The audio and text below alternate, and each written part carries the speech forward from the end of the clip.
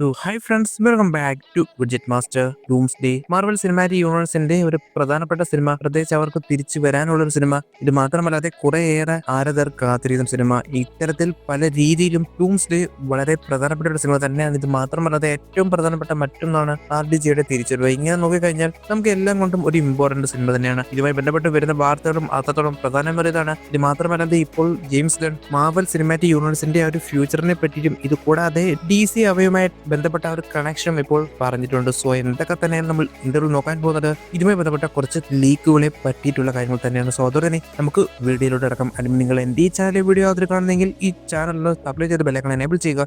ഞാനിപ്പോൾ പുതിയ വീഡിയോ ഇട്ടാൽ നിങ്ങൾക്ക് നോട്ടിഫിക്കേഷൻ വരുന്നതാണ്. So let's start. ആര് തന്നെ പറയാനുള്ളത്, ലേറ്റസ്റ്റ് ആയിട്ട് വന്നിട്ടുള്ള ഡൂംസ്ഡേയുമായി ബന്ധപ്പെട്ട ഒരു ലീക്കിനെ പറ്റി തന്നെയുള്ള കാര്യമാണ്.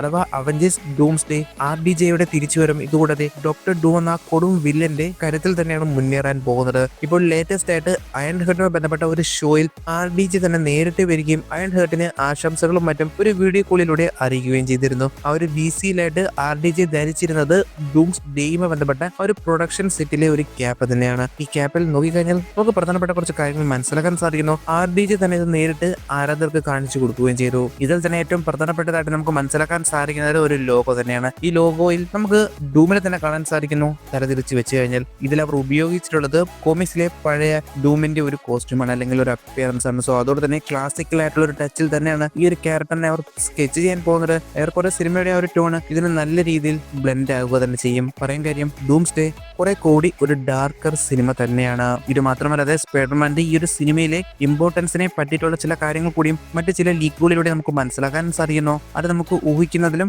അപ്പുറമാണ് എന്നുള്ളതും പ്രാധാന്യം അർഹിക്കുന്നു. പറയാൻ കാര്യം, സ്പൈഡർവേഴ്സിനെ മുന്നോട്ട് കൊണ്ടുപോകുന്നതിൽ ഇതിന്റെ പങ്ക് വളരെയധികം വലുതാണ്. സോ അതോടെ തന്നെ ആ ഒരു കഥാപാത്രത്തിന്റെ നിലനിൽപ്പ്, അല്ലെങ്കിൽ ആ ഒരു കഥാപാത്രം ഇനി വേണമോ വേണ്ടയോ എന്നുള്ളത് പോലും ഈ ഒരു സിനിമയിലൂടെയാണ് നമ്മൾ കാണാൻ പോകുന്നത്. ഇത് മാത്രമല്ലാതെ സ്പൈഡർമാന്റെ അടുത്ത പാർട്ടിൽ പണിഷർ കൺഫേം ആണ് എന്നും ഇപ്പോൾ നമുക്ക് മനസ്സിലാക്കാൻ സാധിക്കുന്നു. ഇതെല്ലാം തന്നെ ലേറ്റസ്റ്റ് ആയിട്ട് നമ്മുടെ പക്കലേക്ക് വന്ന അപ്ഡേറ്റുകൾ തന്നെ. എന്നാൽ അവയേക്കാൾ കൂടുതൽ പ്രധാനപ്പെട്ട മറ്റൊന്നുള്ളത്, ജെയിംസ് ഗൺ ലേറ്റസ്റ്റ് ആയിട്ട് തന്റെ ഒരു പുതിയ സൂപ്പർമാൻ സിനിമയുമായി ബന്ധപ്പെട്ട ഇന്റർവ്യൂവിൽ പറഞ്ഞത് തന്നെയാണ്. അഥവാ പല തവണ മാർവൽ DC ടീം അവരുടെ ഒരു ഫ്യൂച്ചർ കൊളാബറേഷനെ പറ്റിയിട്ടുള്ള പല കാര്യങ്ങളിലും പലതവണ മാർവലും DCയും ഒരു കൊളാബിനെ പറ്റിയിട്ടുള്ള കാര്യങ്ങൾ സംസാരിച്ചിട്ടുണ്ടായിരുന്നു. ഒരു സിനിമാറ്റിക് അല്ലെങ്കിൽ ഒരു ലൈവ് ആക്ഷനിൽ ഇവർ ഒന്നിച്ചു വരുന്ന ഒരു ക്രോസ് ഓവറിനെ പറ്റി പല ചർച്ചകളും മുൻപ് നടന്നിട്ടുണ്ട്. എന്നാൽ പോലും പല കാരണങ്ങൾ കൊണ്ടും അത് നടക്കാതെ പോയി. എന്നാൽ ഇപ്പോഴും ആ പ്ലാൻ ആക്റ്റീവ് ആണ് എന്നും ഒരു പൊട്ടൻഷ്യൽ സ്റ്റോറി അല്ലെങ്കിൽ ഒരു ലോജിക്കലായിട്ടുള്ള സ്റ്റോറി വന്നു കഴിഞ്ഞാൽ അതിന് ഏത് നിമിഷവും സാധ്യമാണ് എന്ന രീതിയിൽ തന്നെയാണ് ജെയിംസ് ഗൺ പറഞ്ഞു വെച്ചിട്ടുള്ളത്. സോ അതോടെ തന്നെ ആ ഒരു വാതിൽ ഇപ്പോഴും തുറന്നു കിടക്കുക തന്നെയാണ്.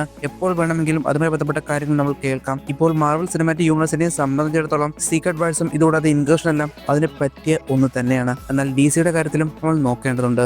ശേഷം അടുത്തായിട്ട് പറയാനുള്ളതാണ് നമ്മുടെ AIസിനെ പറ്റിയുള്ള കാര്യം. അഥവാ മാർവൽ സിനിമാറ്റിക് യൂണിവേഴ്സിലെ ആർട്ടിഫിഷ്യൽ ഇന്റലിജൻസുകളെ പറ്റി. ഇനി അടുത്തായിട്ട് വരാൻ പോകുന്ന വിഷന്റെ പുതിയ സീരീസിലായിട്ട് മെയിൻ വില്ലനായിട്ട് അവർ കൊണ്ടുവരാൻ പോകുന്നത് അൾട്രോണിനെ ആയിരിക്കുമെന്നാണ് നമുക്ക് മനസ്സിലാക്കാൻ സാധിക്കുന്നത്. അത് അൾട്രോൺ ഒരു പുതിയ രൂപത്തിലായിരിക്കും. അഥവാ ഒരു റോബോട്ടിക് രൂപത്തിലല്ല, മറിച്ച് ഒരു ഹ്യൂമൻ വേഷത്തിൽ. സോ അതോടെ തന്നെ അൾട്രോണും വിഷനും അവരുടെ ഹ്യൂമനോയിഡ് ഫോമിൽ തന്നെയായിരിക്കും ഈ ഒരു സിനിമയിൽ അല്ലെങ്കിൽ ഈ ഒരു സീരീസിൽ വരാൻ പോകുന്നതെന്നാണ് ഇപ്പോൾ നമുക്ക് മനസ്സിലാക്കാൻ സാധിക്കുന്നത്. എന്നാൽ ഇവയെ കൂടാതെ മറ്റ് ചില കഥാപാത്രങ്ങൾ കൂടി കാണും. അവ നമുക്ക് വളരെയധികം പരിചയമുള്ളവ തന്നെയാണ്. ഈഡിത്ത് ഫ്രൈഡേ തുടങ്ങിയവർ. സോ അതോടെ തന്നെ ഈ ഒരു സീരീസിന്റെ കഥ ഏത് രീതിയിലാണ് മുന്നോട്ട് പോകുന്നത് എന്ന് നമുക്ക് മനസ്സിലാക്കാൻ സാധിക്കുന്നുണ്ട്. മാർവലിലെ AI വേർഷൻസ് തമ്മിലുള്ള ഒരു യുദ്ധം, ഇതുകൂടാതെ അവ എങ്ങനെ ബാക്കിയുള്ളവയുമായി കണക്ട് ചെയ്യുന്നു എന്നുള്ളത് തന്നെയാണ് സിനിമയിൽ പ്രധാനപ്പെട്ടതും. ശേഷം അവസാനമായിട്ട് നമുക്ക് ഡൂംസ്ഡേയുമായി ബന്ധപ്പെട്ട് മനസ്സിലാക്കാൻ സാധിക്കുന്നത് ഒരു പർട്ടിക്കുലർ ക്യാരക്ടറുമായി ബന്ധപ്പെട്ട് തന്നെയാണ്. അഥവാ തണ്ടർബോൾട്സ് സിനിമയിലൂടെ സെൻട്രി നമ്മൾ കണ്ടു, എന്നാൽ പോലും ഒരു കൂടുതൽ ഈ ഒരു കഥാപാത്രവുമായി ബന്ധപ്പെട്ട് നമുക്ക് മനസ്സിലാക്കാൻ സാധിച്ചിട്ടില്ല. എന്നാൽ ഡൂംസ്ഡേയിൽ മനസ്സിലാക്കാൻ സാധിക്കുന്നത് പ്രത്യേകിച്ച് വോയിഡിന് ഡൂംസ്ഡേയിൽ വളരെ വലിയ റോൾ ഉണ്ടാകും എന്ന് തന്നെയാണ്. അഥവാ ബോബ് എന്ന ഈ ഒരു ക്യാരക്ടറിന്റെ ആ ഒരു കണ്ടീഷനെ ദുരുപയോഗപ്പെടുത്തും എന്നുള്ളതാണ് മനസ്സിലാക്കാൻ സാധിക്കുന്നത്. എന്നാൽ ഇത് ഡൂമിൽ തന്നെ പണിയായി തീരും എന്നുള്ളതും ഈ ഒരു ലീക്കിൽ പറയപ്പെടുന്നുണ്ട്. സോ എന്തൊക്കെ ഇപ്പോൾ ഇത്രമാത്രമാണ് ഇതുമായി ബന്ധപ്പെട്ട് നമ്മുടെ പക്കലേക്ക് വന്നിട്ടുള്ള അപ്ഡേറ്റുകൾ. തീർച്ചയായിട്ടും വരും ദിവസങ്ങളിൽ കൂടുതൽ അപ്ഡേറ്റുകൾ നൽകാൻ ശ്രമിക്കാം. സോ അതോടെ തന്നെ നമുക്ക് ഇതോടെ അവസാനിപ്പിക്കാം. സോ അതോടെ വീഡിയോ ഇഷ്ടപ്പെട്ടാൽ തീർച്ചയായും നിങ്ങൾ ലൈക്ക് ചെയ്യുക. അതോടൊപ്പം നിർദ്ദേശങ്ങളും ഇവിടെ കമന്റ് ബോക്സിൽ പെടുത്താം. നിങ്ങൾക്ക് നിങ്ങളുടെ ഫാൻ തിരിച്ചും പ്ലോട്ട്സും ഇവിടെ കമന്റ് ബോക്സിൽ പെടുത്താം. ഇനി നമുക്ക് ഡീറ്റെയിൽ ക്ലിയർ ആയിട്ടും ബ്രേക്ക് ഡൗൺ ചെയ്യാൻ പ്രതീക്ഷയോടെ എൻ്റെ യു വാച്ചിങ് വിഡ്ജറ്റ് മാസ്റ്റർ.